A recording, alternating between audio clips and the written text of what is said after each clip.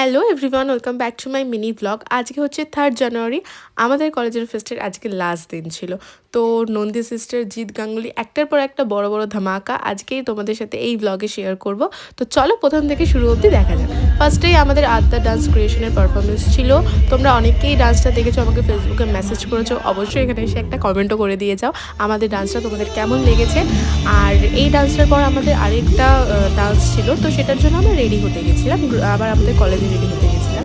তো সেখানে গিয়ে আমরা ভেবেছি হয়তো জিৎ গাঙ্গুলি এসে গান করে চলে গেছে, আমাদের এরকমই বলা হয়েছিল।